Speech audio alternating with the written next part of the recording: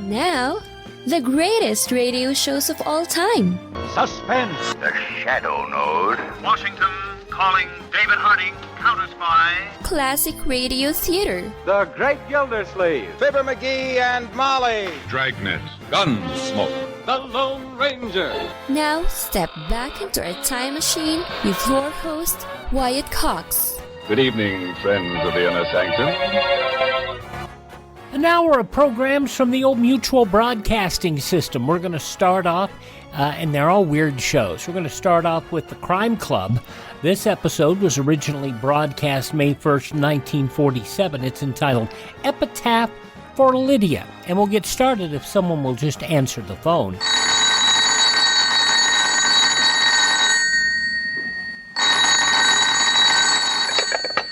Hello, I hope I haven't kept you waiting. Yes, this is the Crime Club. I'm the librarian. Epitaph for Lydia. Yes, we have that Crime Club story for you.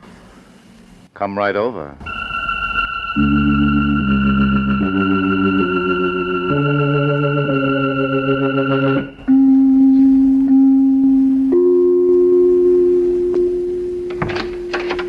Ah, you're here. Good. Take the easy chair by the window. Comfortable? The book is on this shelf. Here it is. Epitaph for Lydia by Virginia Ruth. The exciting story of a missing person who was found by death. Let's look at it under the reading lamp. It is late evening in San Francisco, and in the spacious living room of an impressive house on Lombard Street, a party is in full swing. A tall, keen-eyed man, bored by the noisy music and the chattering people, retreats to the comparative quiet of an adjoining room. Attracted by several modernistic paintings on the wall, he steps over to one for a closer look. Do you like it? Huh? You're Michael Dundas, the detective, aren't you? Well, I'm really an architect, but You were pointed out to me when you came in. Oh? I'm Lydia Courtney. You don't know me. Well, no, but... Do you like modernistic art? If it's art, yes. However, most of the moderns look like exercises in children's finger painting. This one, for instance. Rooftops at sunset. Yes, at least that's what the artist calls it. To me, it looks like a hangover at sunrise. Now, there's one over here. There's possibilities. Ah, here it is. Just a simple study of some sand dunes. Why, what's the matter, Miss Courtney? I'm afraid I don't feel very well. Can I get you anything? No, I'll be all right. It's just that... That's a horrible picture. Miss Courtney, I think you'd better sit down. Right over here on the sofa. No, I'll be all right, really. I'm feeling much better now. Fine.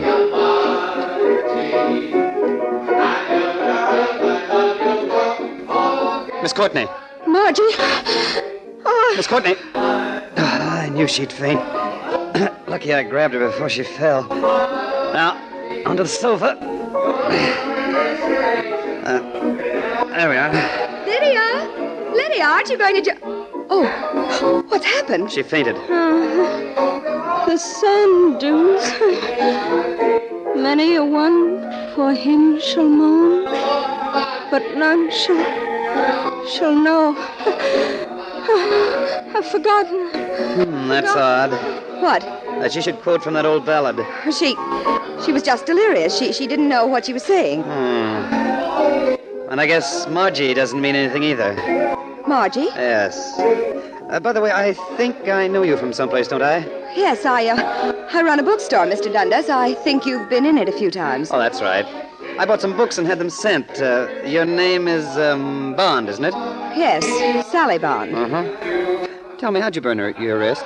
Oh, that some grease splattered on me. I see. Sally. Yes, Lydia. I didn't say anything, did I? No, dear. Now you just lie still. That's right. Can I give you a lift home? That won't be necessary, Mr. Dundas. Our escorts are somewhere in the crowd. They'll drive us back. I see. Just a suggestion, Miss Bond. Yes? I think it'd be wise for you to stay at Miss Courtney's home tonight. I will. You see, we live together. Oh? Don't worry about me, Mr. Dundas. After tonight, I think I'll be all right. Yes, of course. Lydia's going to be just fine.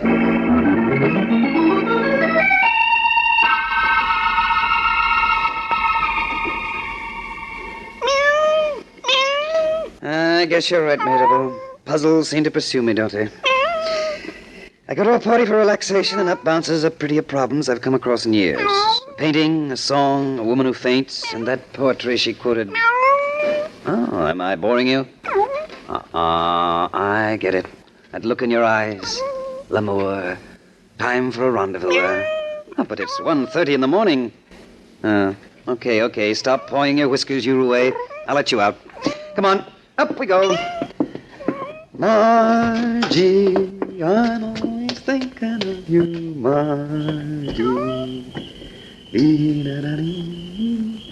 Not a bad night. Peaceful, nice moon. Okay, pal, I guess. Wait a minute. Those were gunshots. Come on. It should be somewhere around here. Oh. So when I was telling you about Mehitabo, Lydia caught me, and she's dead.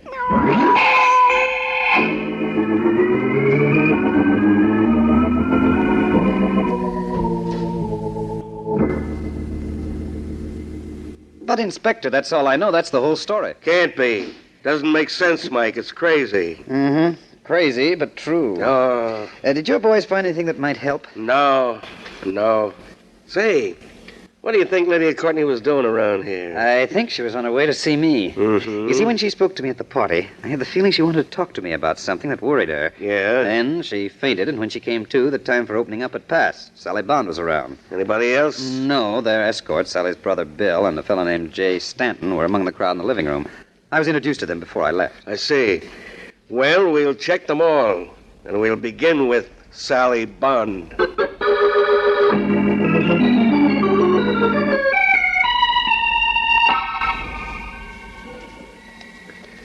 You don't seem very surprised to learn of your friend's death, Miss Bond.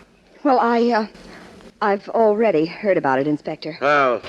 Neither the radio nor the papers have broken the story. My brother Bill here told me. Oh, Brother Bill told you. Yes. And how did you know, Brother Bill? Well, I'm a special feature writer for the Clarion. I'm doing a series on crime, and I happened to be at a nearby precinct when the flash came in. Uh-huh. Naturally, I rushed over to tell Sally. Naturally. Mind if I ask a few questions, Inspector? No, Mike. Go right ahead. Sally, what time did you and Lydia get home last night? About 12. I thought you were going to keep your eye on her. Well, I was upset. I took a sleeping pill and gave one to Lydia. Apparently, she didn't take hers. She must have slipped out after I fell asleep. I see. Do you know what was bothering her? No. All I can tell you is that for the past 3 days, ever since Tuesday night, she was just a bundle of nerves. What happened Tuesday night? I don't know. Lydia went out at 8 o'clock. I heard her take her car out of the garage and drive off. When she got back, I couldn't say. I was asleep. And on Wednesday morning, you noticed something wrong. Yes, Lydia was very jumpy. I asked her where she'd been the night before. She wouldn't tell me. Do you know who might have been with her? No. It wasn't Brother Bill, was it? No, it wasn't. Well, where were you that night? Well, I was over at Jay Stanton's house. We were playing gin till about 1 o'clock. Then I went home. Oh. Sally, does anyone else live here with you? Well, our handyman, Al Kemper, occupies the room over the garage. Well, perhaps he can tell us when Lydia returned Tuesday night. Will you take us to him, please? Yes, of course. Follow me. Inspector. Yeah? You mind if I run along? I have to check in early at the office. Okay, but just remember to stay within reach. You understand? Yes, sir. All right, Sally, let's go.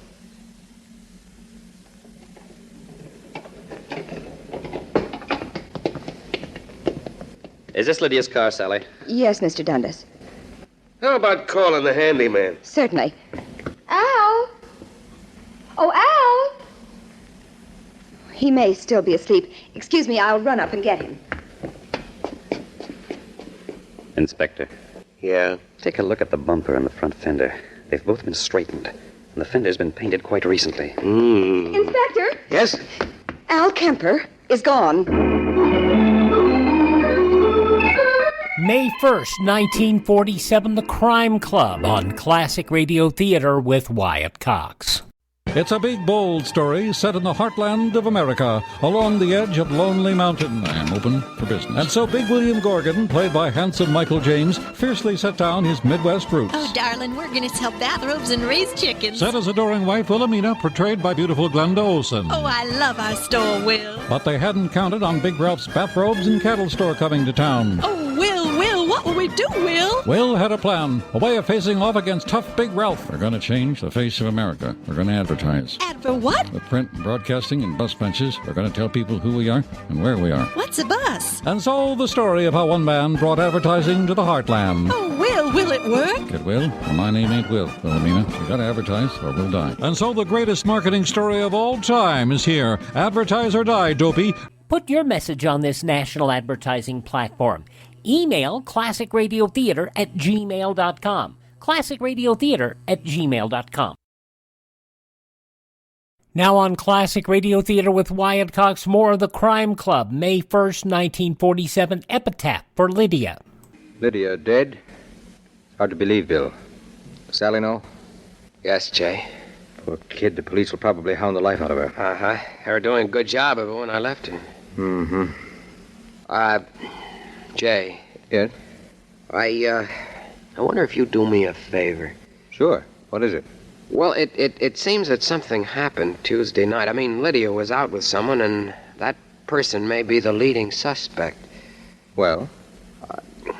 I told the police that I was playing gin with you till 1 o'clock. What? They asked me where I was. I couldn't tell them I was just cruising around in my car that night. But, You've Bill... got to back me up, Jay. You've got to.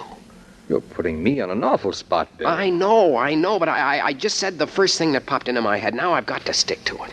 I don't know. Not only for me, Jay, for Sally. Well... You will?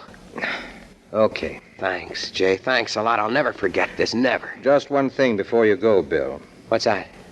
If I find out you're involved in Lydia's death, I'll hand you over to the police so fast it'll make your head spin.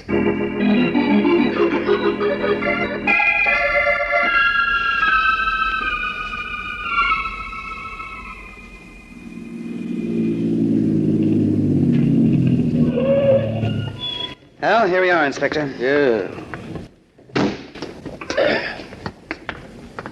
Say, this is quite a house Stanton's got, Mike. Looks like it's all glass. Practically. Rather an extreme functional design. Plenty of light and air. A regular goldfish bowl.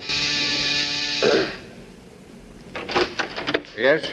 Oh, hello, Dennis. Come in. Thanks. Stanton, this is Inspector Prevost of the police. How do you do? How are you? I've been rather expecting you. Yeah? How's that? Bill Bond called me a little while ago. He told me of Lydia's death. Oh, he did, eh? I wonder if there's anyone he hasn't told. Well, I was a very close friend of Lydia's, as well as her attorney. I guess he thought I should know. Uh-huh.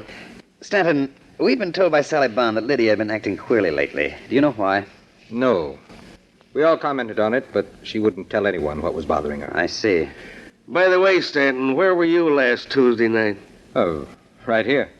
Bill dropped in early in the evening, and we talked, played cards. He left about, 1 o'clock. Mm-hmm. Stanton, did Lydia make a will?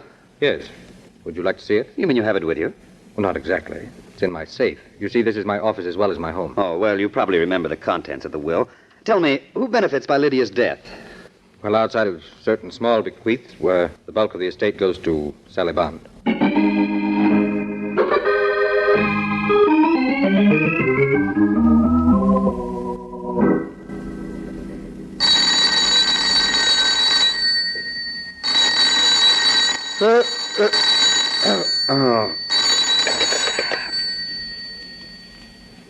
Hello? Hello, Mike.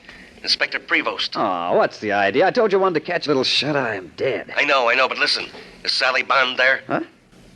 What is this, a gag? Of course not. After I left you, I decided to talk to that girl again. Well, I went over to her house and she wasn't there. Huh? I thought maybe she'd gone to see you. No. Inspector. Yes? There's a chance she went down to the bookstore she runs, and maybe... Yes? Better drive over here and pick me up. I want to go down there with you.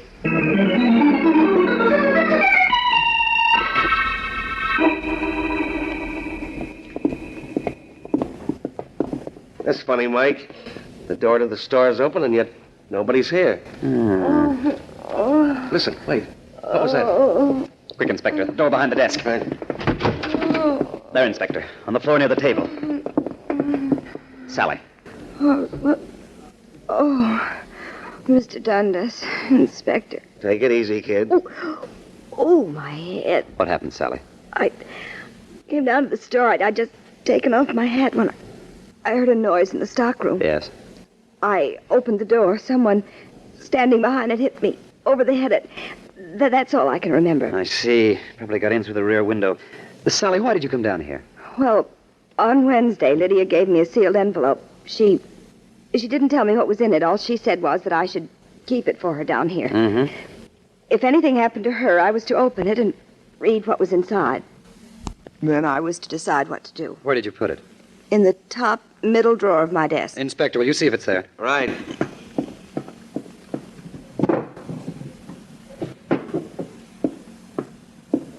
Well? It's gone, Mike. Uh-huh. It would be. Sally, we've been informed that you are virtually the sole heir to Lydia's estate. Oh. You don't seem at all surprised. No, I'm not. You see, several years ago, I happened to save Lydia's life in an automobile accident. Well, Lydia was very grateful. She wanted me to give up my job and come to live with her. Mm-hmm. I told her I hated being idle, so she loaned me some money, and I bought this store. I suppose she thought she hadn't done enough for me, and that's why she left me everything. Well, after all, you saved her life. One other thing. Yes? That burn on your wrist. You said some grease splattered on it. But it'd hardly have happened like that. It's in one solid area, not spotted. You're right. On Wednesday morning at breakfast, Lydia was reading the newspaper. Just when I was handing her some coffee, she gave a start and jostled my hand. The coffee spilled on my wrist. Huh? You say she was reading the paper? Yes. Is that paper still in the house? Probably. We usually let them accumulate for a week before throwing them out. Come on, Inspector. I think this is the break we've been waiting for.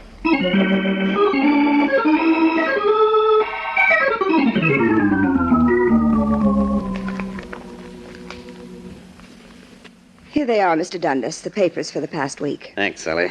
Now, let's see. Thursday, Monday. Here we are, Inspector. Wednesday. Good. Now to find the page with the darkest and biggest coffee stain. Here it is. Now, what could have startled her? United Nations in special session, dry goods convention, Oh, this must be the one. Girl missing. Oh, what does it say, Mike? Mrs. Thomas Kaysen of 624A, Fleischacker Avenue, reported to the Bureau of Missing Persons that her niece, Margie, 14, left home last night and is missing. The girl left her house at about 10:30 following a dispute with her aunt. A search has been instituted by the authorities. There's a picture, too, Margie Kaysen. Yeah, they're missing Margie. But what do you think... Oh, wait a minute, Inspector. I've just had a brainstorm. Huh? That ballad Lydia quoted, it just came to me. It goes, "Many a one for him shall moan, but none shall know where he is gone. Over his white bones when they are bare, the wind shall blow forevermore." Well, does that mean anything to you, Mike? You bet it does. It means that Margie's aunt is going to have 2 unexpected visitors. Come on, Inspector.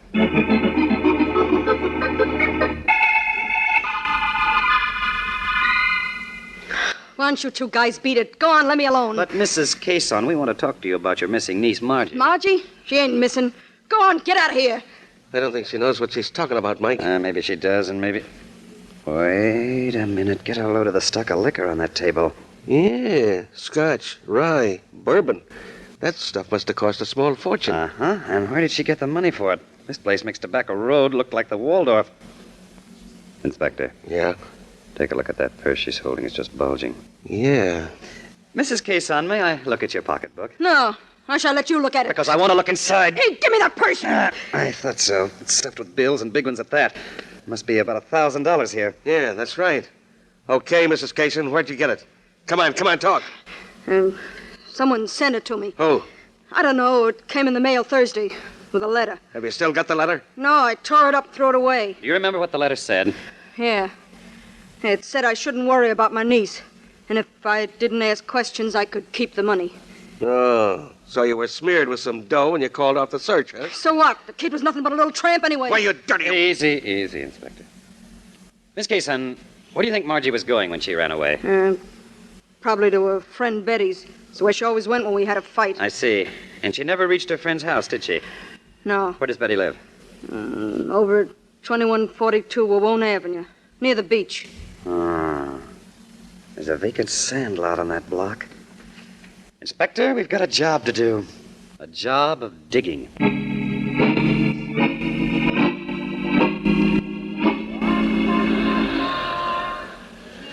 Yeah, you got a lot of men here, Mike, but they haven't found anything so far. Keep them at it, Inspector. I'm sure... What's the matter? Bit of luck, I think. Look at that mongrel dog over at the corner. Yeah. He's digging in the sand like mad. Uh-huh. Come on. Right. Why, the mutt's run away, Mike. That's okay. I got my eye on where he was digging. Here it is. You see the hole? Uh-huh. Okay, give me your shovel. Right, here you are. Thanks. Now pray.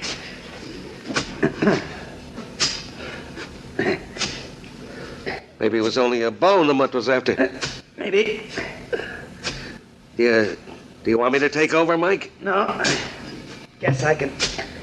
Inspector, look. Good Lord. The poor kid. Under the sand. And over her white bones when they are bare, the wind shall blow forevermore.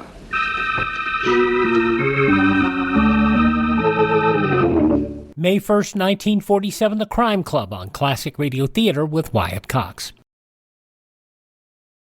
Hi, this is Kyle Horvath with the White Pine County Tourism and Recreation Board. If you want to get away from the big cities and get back to nature this summer, give us a call at 775-289-3720 or visit us online at elinevada.net. There's so much to do and see I can't mention it in 30 seconds, but check out our website and you'll see what Nevada is really all about. elinevada.net or follow us on Facebook or Instagram. Give us a call at 775-289-3720 or visit us online at elinevada.net.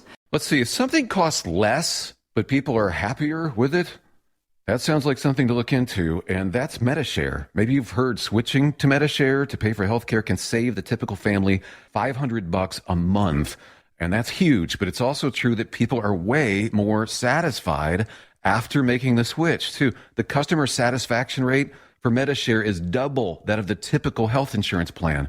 Double. MediShare works. It's been around for more than a quarter century, and members have shared more than $3 billion of each other's bills.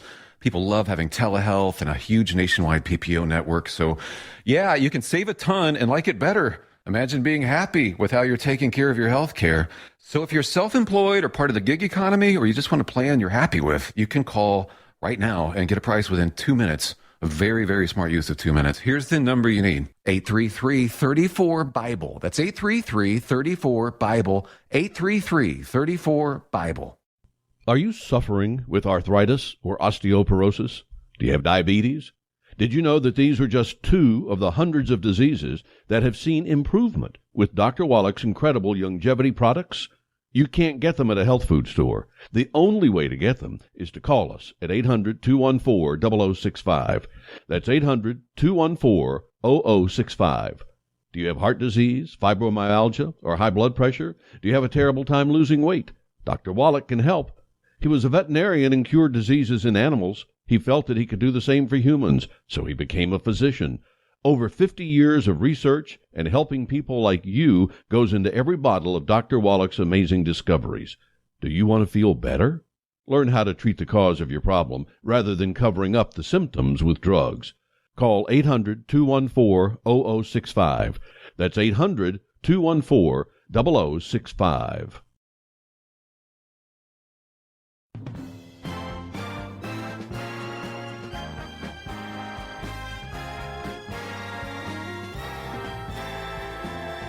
Now on Classic Radio Theater with Wyatt Cox, the conclusion of The Crime Club, May 1st, 1947, Epitaph for Lydia.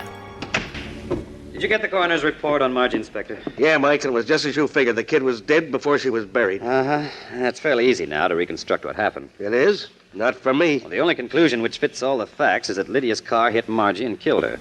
Terrified, Lydia and whoever was with her buried the body in the sand. Why? After all, it certainly wasn't deliberate. It wasn't murder. True, but a conviction on at least a reckless driving charge is fairly probable. Okay, go on. Well, Lydia couldn't stand what she'd done. That's why she gave that sealed envelope to Sally. Probably contained a full account of what happened. Kind of a confession to lighten her guilt, huh? Yes. By the way, how did the killer know about it? Probably through Lydia herself. Lydia? Yes. She must have tried to forestall her murder by threatening the killer with disclosure by means of the envelope. But the killer was desperate and made sure Lydia would never talk. Exactly. Excuse me just a minute. Hello? Inspector Prevost speaking. What? Uh-huh. Uh-huh. He has, eh? Why, of course. Certainly bring him down right away. Mike, a couple of the boys just picked up the handyman, Al Kemper. They did? Yeah, and get this. One of the men recognized him as an old con with a record as long as your arm.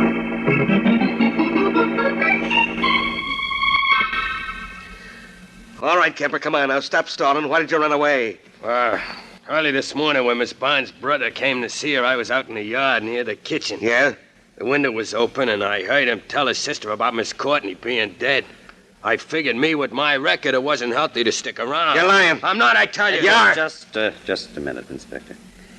Kemper, where were you last Tuesday night? Well, I was in a neighborhood bar until about 11:30, and then I beat it home and hit the hay. Did you hear Miss Courtney come home? Yeah. When she drove in, she woke me up. Was there anyone with her? Yeah. Who was it? I don't know. I heard Miss Courtney's voice, but whoever was with her was whispering. Did you hear what they said? Well, not much of it. Miss Courtney was scared. She kept saying something was all wrong. The other person kept telling her she had to keep her mouth shut about it. Anything else? No, wait. There was just one other thing. Yes? The other person said something kind of funny. Let me see. Yeah. I could never stand it. Never. I'd go insane in a month. That's just what was said. Oh, not very much to go on, is there, Mike? On the contrary, Inspector. I think it's the key to the whole case. The key? Yes. Get Sally Stanton and Bill down here right away. What for? I'm going to trap the murderer.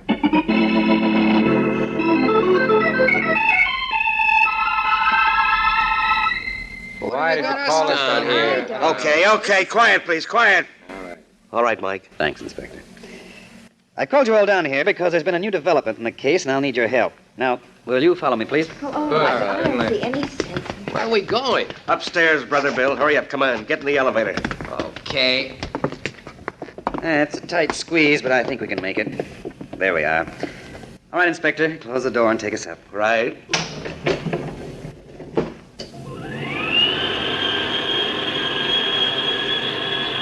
You all right, Sally? Yes, Jay.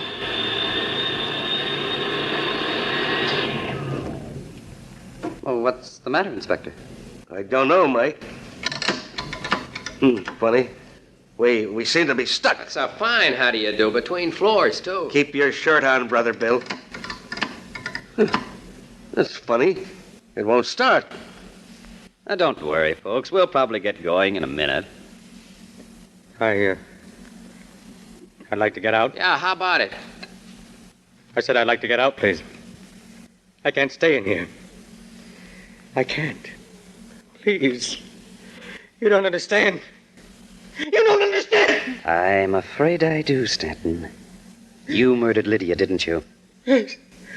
I killed her. I killed her. All right, Inspector. You can take us down now.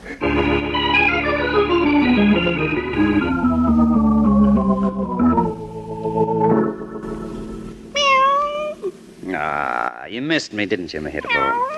Mike, will you put that darn cat down? Relax, Inspector, relax. Relax, he says. Don't you think it's time that you answered a few questions? Okay. Excuse me, Mehitable. What do you want to know, Inspector? How did you figure out Jay Stanton's claustrophobia? His fear of being hemmed in? Well, first of all, when we visited Stanton, his house seemed strange. It was almost all glass. You yourself called it a goldfish bowl. Yeah, that's right, so I did. Then he had his office in his home, not in a building where he'd have to take an elevator every day. Uh-huh. Of course, at the time we saw him, it didn't mean too much. It was just odd. Yeah, but when were you sure? When Kemper told us what he'd overheard.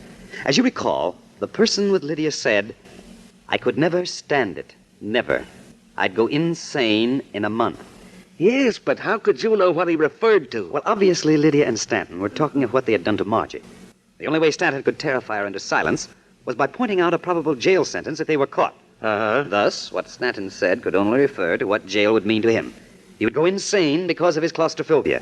I see. And when you tied that up to his glass house, having his office there, You had 'em all wrapped up. Yes. Oh, what's the matter, Mehitable? Rubbing your whiskers again, huh? You Casanova. Well, I'll let you out. Mike, will you stop bothering with that cat? Sorry, Inspector. There are some things which are much more important than crime.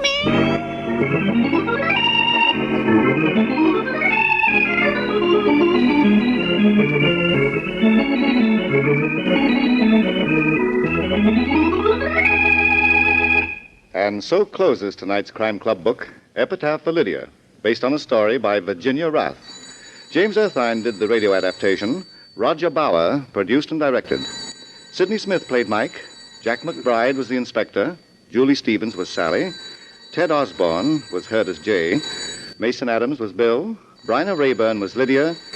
And Brad Barker was Mehitabel, the... I beg your pardon. Hello? I hope I haven't kept you waiting. Yes, this is the Crime Club. I'm the librarian. Yes, come over a week from tonight. Good. We have the exciting story of a crown that rested easily on the head of death. It's called The Corpse Wore a Wig by George Bagby. In the meantime? Well, in the meantime, there is a new Crime Club book available this week and every week at bookstores everywhere. Yes, it's available now. Fine. And we'll look for you next week.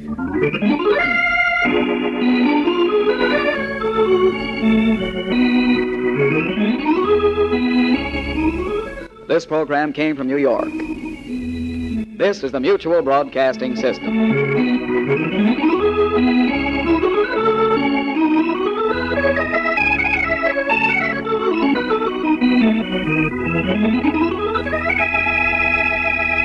May 1st, 1947, the Crime Club will have an episode of The Strange Dr. Weird, also from Mutual, from May 1st, 1945, when Classic Radio Theater with Wyatt Cox continues.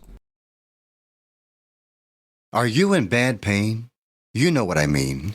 Your knees hurt. Your shoulder hurts. Your elbow and back are constantly killing you. And I'm sure you've tried every pain pill or cream available at the drugstore. Am I right?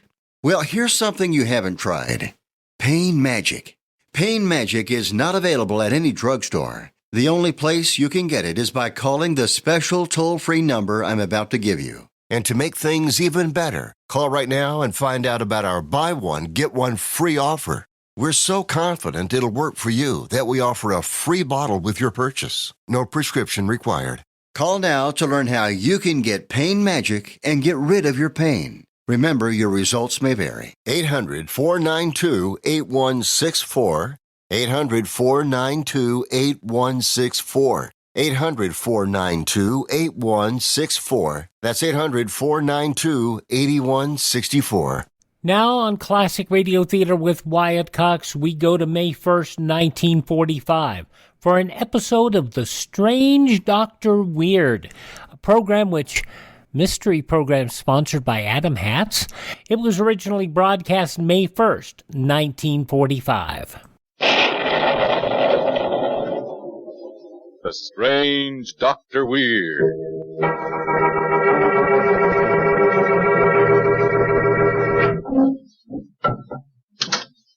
Good evening.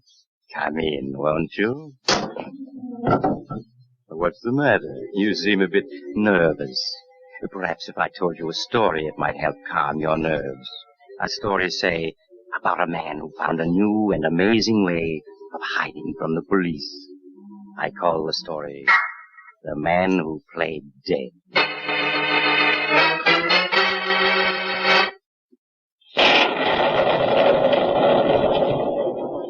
My story, The Man Who Played Dead, begins in the dimly lighted interior of a strange room in a big amusement park. The room is a waxworks museum known as the Chamber of Horrors, and wax figures of history's most diabolical murderers stand motionless all about it. The only living figure is the proprietor, Pop Malloy, who moves slowly from dummy to dummy, dusting them in preparation for the big spring opening. As Pop approaches a figure in a dark corner, the figure unexpectedly speaks to him. All right. Put up your hands. Morgan. Burke Morgan. Yes, Morgan, and not a dummy either. But I don't understand. You were in prison. You're supposed to go to the electric chair tonight. I was supposed to, but I broke out, see, after they had me all prepared for the hot seat. Well, what do you want here? Just to hide for a while. The cops are right behind me, so since this is the only place in the park open, I slipped in 10 minutes ago when your back was turned. There's no place to hide here. There's just this one big room. No arguments. You go ahead of me while I look around. All right, look around. Say there's no place to hide it. I'll find one. Hey, these three dummies here. They look like my old partners. Joe Norton, Marty Phillips, Tony Benson. Yes, Burke, that's who they're supposed to be. The ones you shot in the back last year. What do you got them standing around this phony electric chair for? Well, you see, tomorrow I was going to make up a dummy of you, Burke, and sit in that electric chair. Then I was going to put up a sign saying, "Execution of Burke Morgan on the night of May 1st, 1944, as his murdered partners look on." Why, you... Don't you like it? You're a little previous, Pop. I'm not sitting in any hot seat tonight. No, I guess not.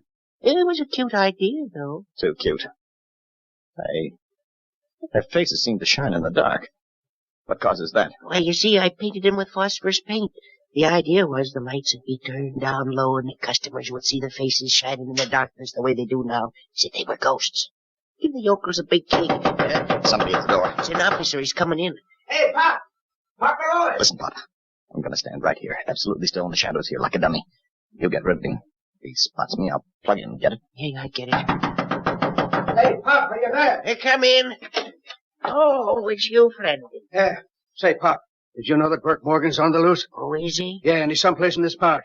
Somebody smuggled him a big shot of cocaine and a gun at the prison, and he blasted his way out an hour ago. Oh, that's bad. No, I'll say it's bad, but we'll get him. Orders are to shoot on sight. And I'm the...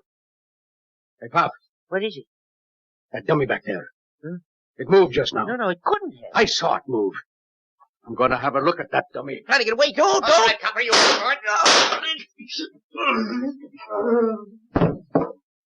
You killed him. Yeah. If you want to stay alive, you better listen fast. There'll be more cops here in a second, but they won't find me because I'm going to hide right out in plain sight. They're pretending to be myself. What do you mean? I'm hiding right here in this little imitation electric chair of yours, see? I'm going to play the part of a dummy again. I'm going to pretend to be myself in the great electrocution of Burke Morgan. Oh, I see. This time I won't move either, because I'll be sitting down. There they are at the door. Yell to them to come in. And don't forget, I've got a loaded gun right here beside me. Stay close to me or I'll let you have it. And make it good, Pop. Make it awful good.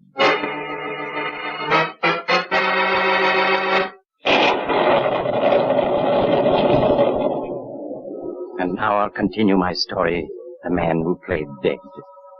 With Burke Morgan hiding in plain sight by pretending to be a wax dummy, the three policemen who had come running at the sound of the shots were completely deceived.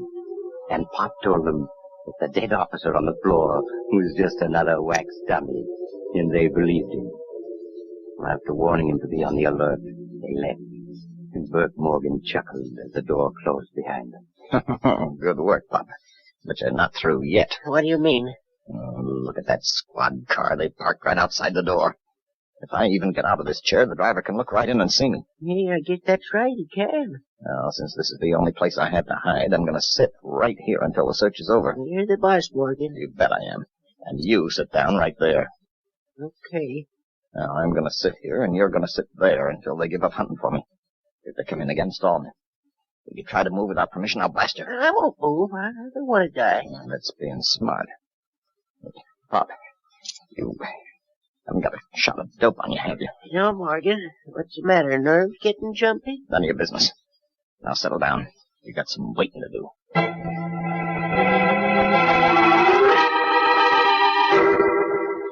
The two men settled themselves to wait. Burke Morgan sat in rigid silence, ever alert for the return of the police. Half an hour passed, then an hour. His taut nerves cried aloud for the drug they craved. His muscles twitched. 2 hours passed, and Burke Morgan's tortured nerves were screaming.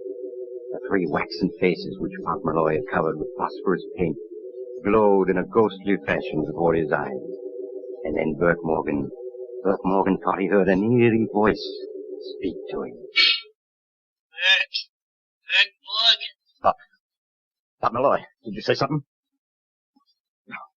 Now, Pop's asleep. It's just my nerves. I need... Burke Morgan. Who's that?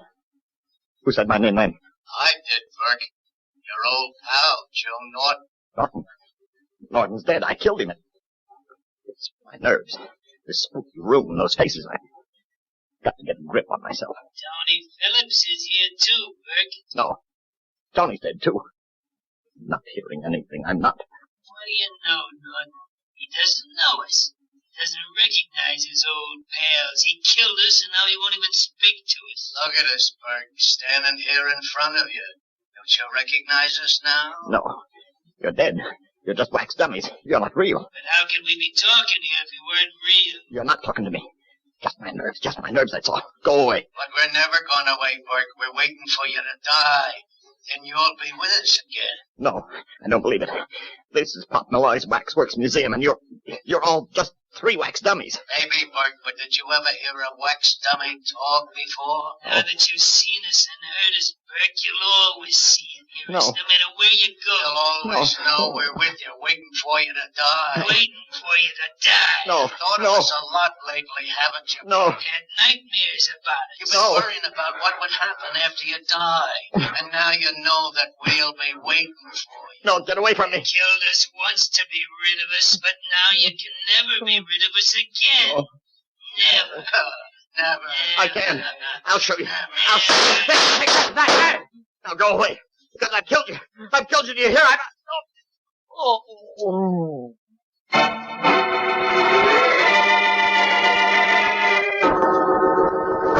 So you see, Lieutenant, Burke Morgan was covering me with a gun the whole time. I knew he'd shoot if I made a move, so I pretended to be asleep and waited. I could see his nerves were jumpy because he wanted more cocaine, and I figured that maybe with the dummies of the pals he murdered standing there and looking like ghosts, he might crack. I see. That's just about giving up hope, though, when he started talking out loud, as if he could hear those dummies talking to him. And all at once, he lost control of himself and emptied his gun at him. Then I ran for the door. Yeah, Lieutenant. As soon as I heard the shots and Pop yell, I come busting in. And you know, Burke Morgan had fainted? Yeah, fainted dead away there in that fake electric chair. So I handcuffed him, and there he is. Not even come to yet. I see. Well, I'd hate to have to sit here myself looking at those 3 green faces glowing in front of me. Not surprised Morgan cracked. Yeah, me neither. Green faces on them 3 dummies give me the creeps. And my conscience ain't bothering me either. Well, anyway, I'm glad we caught him.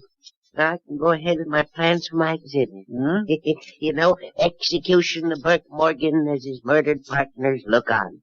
Yeah, I wouldn't want to waste all that phosphorescent paint he used. That's one way of looking at it. Well, we'll take him away now. Oh, Pop, come here. Yes, Lieutenant? Bob, looks like you're going to have even a bigger thing in this exhibit of yours than you ever figured on. I don't understand, Lieutenant. What do you mean? I mean that Burke Morgan's fright when he thought those dummies were talking to him was too much for his drug-weakened heart. Look at him. He hasn't fainted. He's dead. What? Dead in the electric chair. And right on schedule.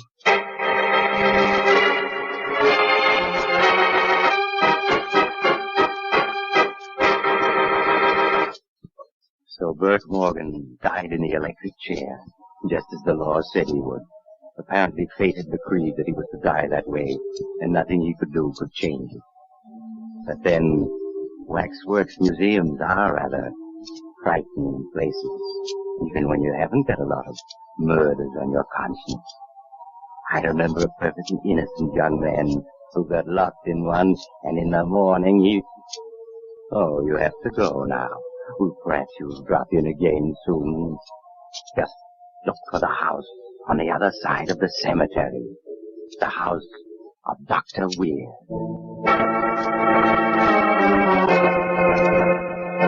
I know it's difficult in this year to realize that back in 1945 there were national advertisers for the sale of hats. But the hat was a, you didn't have your Walmarts back then, but you had brand name hats that were actually quite good looking. The May 1st, 1945, The Strange Dr. Weird on Classic Radio Theater with Wyatt Cox.